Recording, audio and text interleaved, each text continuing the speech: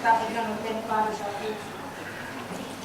Tapi mana mau pun aku tapi yang tak boleh. Tapi kesian dia. Tapi Palestin berkonferensi anu sila. Tapi que Palestin berkonferensi kakai kefini anu sila.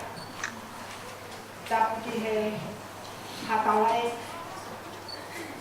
Katung mo que tahu ko que tutunya sea. Kau bemo ke buka ada yang kata foto-foto apa itu mas menapa itu. Kalau menu kalau foto mesia di atas poin. Kimo apa yang ani? Kau nggak ya? Ada KFP ini toma foto-foto. United Methodist Women Amerika. Ada menu bahwa apa kita bersih. Yang hong kau nak KFP toma. O whanau ko piso e lawa na tolu Amerika. Kapag Palestinian conference sila in such a time as this. Porque tayo o afim, kasi tayo hasipinga, e muy nga ugyay o kaatehina, fai ikaw, tapa ko tabi ang mamay. Fia proto, e fata katea na mauto ki pakahoko, e hong aho ko maliwa tulo. Ono wai no fakata fato katea ko fai mai ki New Zealand. Ka mahino ai pe fakala ka ngao ka fai. Pakame na rea ko fakala. Ko fakala ka ko tawhanga o fakala pe ko tawhanga o to ai ngata anga ka tawlaka. Ko tawfakala ka he ngawe ko hiki me tuunga ki tuunga. O toi le yang ya toi ma alunga ni. Ko tau ma me lotu o tau fai ko tau to ai ngata ana. Ka tau hiki ki hambe eta. Ko me ako ne ta ofi ai fakala. Ko tau fakangata. Ko tau hanga o fakangata hame. Ka mahino leba. Ko ita ke tau tali tau do o whana tula pēia, te hoko, i he nā tula o e tangata. Koe tau ngāo he siasi, o ki aia ngai whaingata, te koe ngahe issues, i he whakato o tangata. Te o whaingata, he koe tau tupu o ngāo siope ki ngāo tō, ki kahaku. They are looking forward for the future.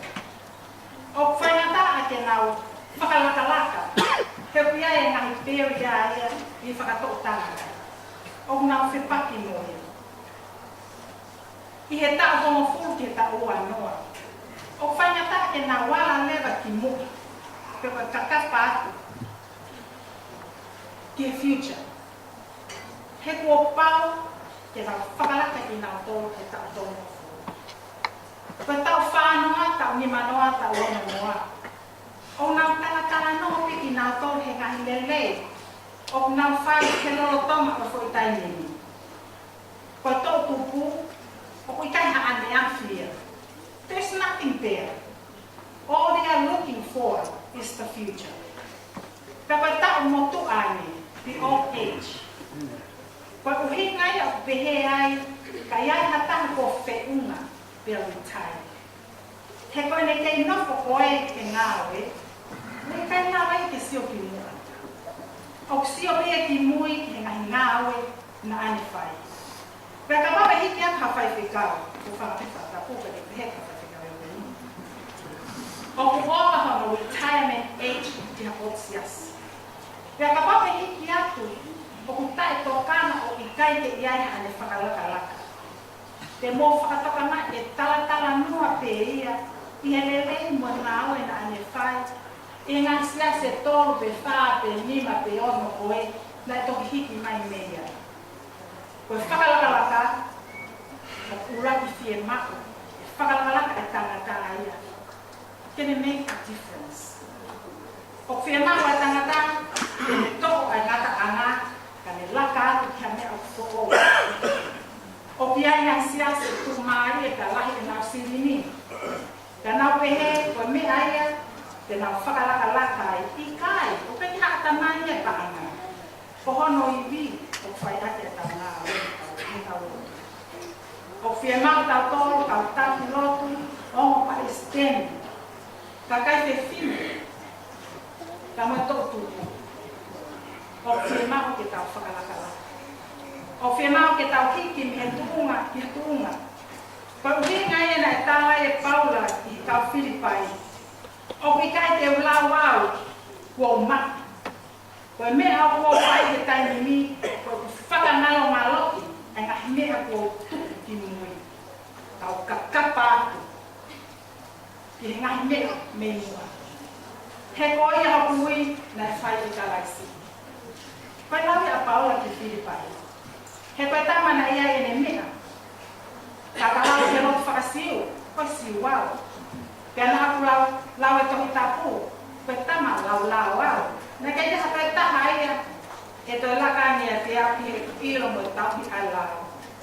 Pea lahi o kuiwi, he nā ku mau e no whame he kau taula e ki, ke tā te tau whie lotu whakakaisi atu.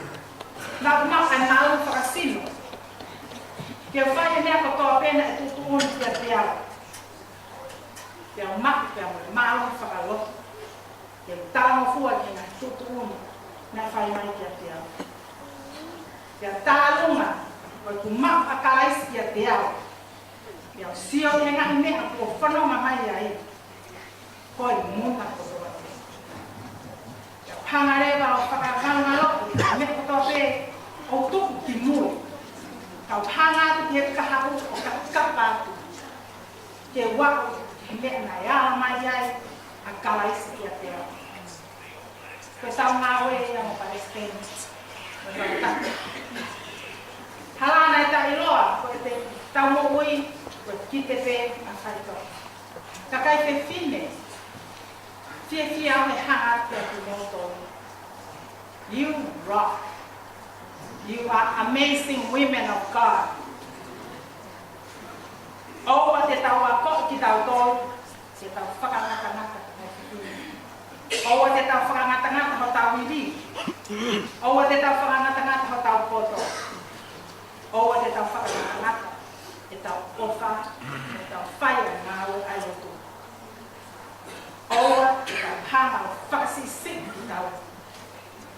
Ka tau kakapa. E koe me ai au whinangara ki ai ka tau eiki.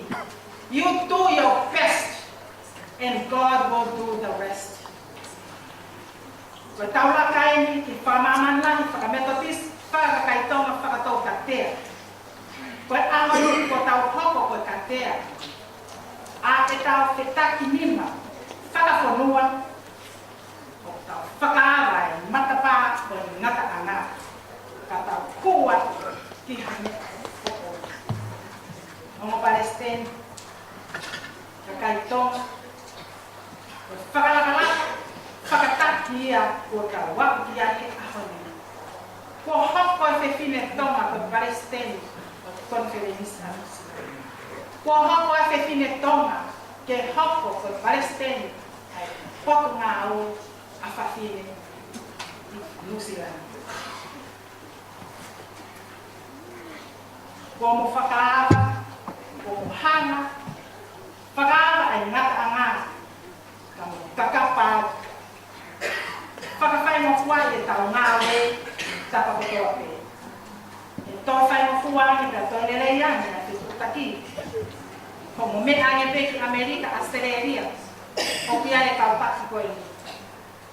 Whai mo fuai ai ngā we. He koe tau rea tonga pe he. Omu ko uli ka ia ko kota. Koe whakalaka anga whanua, koe a poku he tongu. Whakalaka anga whamiri, koe a poku he whākana. O ki he me siasi o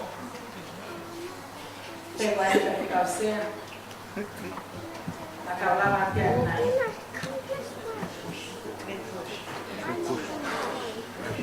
Flatbush, are you here? Mai ka pēni kui hemi, toke tā te o whalahi kia te koe. Whakamāroa kia te koe mo siasi, tai me le ki mātou e hao. Pea mo ko konga mai mai. Ma honga ia whawhetaki. Ho whaakia pake tā Katarina. E ta WCC.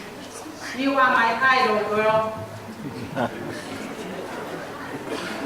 Ho whaakia ka whakukonga hana katoa pē. Ia me tapa katoa pēo mamani. Ho whaaku kau hiva. Whakawhetai te whakamāloa te ki mō tōna na kotoa. Nā tau hi whekukeng e tau tō si. Pena e whakaamu ke tau o ke cathedral he tau. Whakoki loko mamahi he ka ke tau o ke cathedral ma ka ke tau wana hisaske. Ka neo moi o tau whai pē ai whē mai ke tukun e whai whikau sea. Mahalo pē koe tau kahao te tau toki la wātu ki ai. O whātu whai whikau sea kia te koe te whinau. Thank you for your leadership. We are here today because of your leadership. And thank you. Pamaloa, tātou e moto, pamalo sea, opalahia te ki moto, mana hena tau kaha.